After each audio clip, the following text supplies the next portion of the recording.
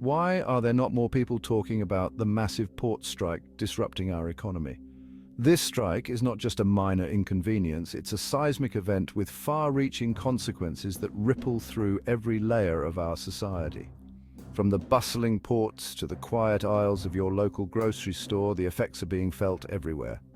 Beginning October 1st, 36 major ports from Virginia to Houston have ground to a halt. These ports are the lifeblood of our import and export economy, handling millions of tons of goods every day. The sudden cessation of activity has left ships stranded at sea, unable to dock and unload their cargo. Thousands of dock workers, represented by the International Longshoremen's Association, are on strike, demanding higher wages and protection from automation. These workers are the backbone of our maritime industry, and their demands highlight the growing tension between labor and technology. Automation promises efficiency, but at the cost of human jobs, a trade-off that many are unwilling to accept. The impact? Immediate and severe. The strike has created a bottleneck that is choking the flow of goods into the country. Truck drivers, critical for transporting goods from ports to distribution centers, are sidelined. These drivers are the unsung heroes of our supply chain, ensuring that products move smoothly from point A to point B. Without them, the entire system grinds to a halt.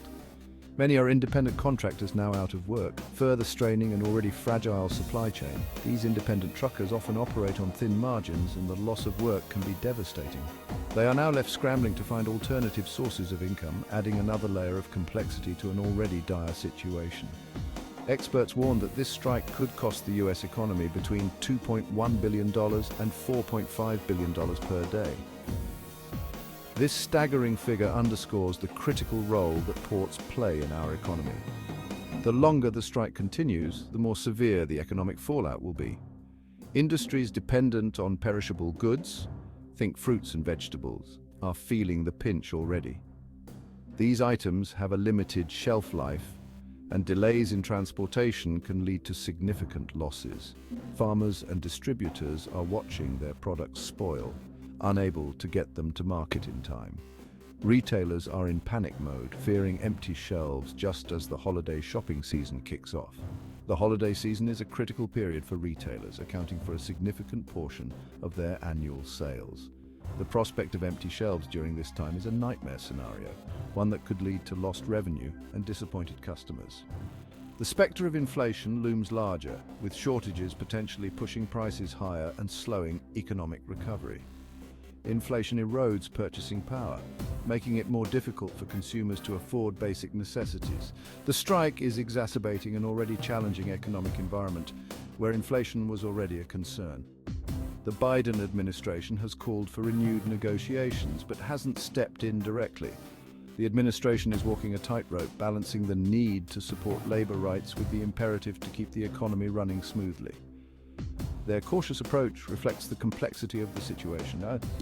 As pressure mounts from businesses and supply chain experts, the question remains, how long can the US economy endure this standoff? The longer the strike drags on, the more severe the consequences will be. Businesses are already feeling the strain, and the uncertainty is making it difficult for them to plan for the future. Stay tuned as this story develops, and let's hope for a swift resolution. The stakes are high, and the outcome of this strike will have lasting implications for our economy and society. We can only hope that a resolution is reached soon, bringing relief to the countless individuals and businesses affected by this unprecedented event.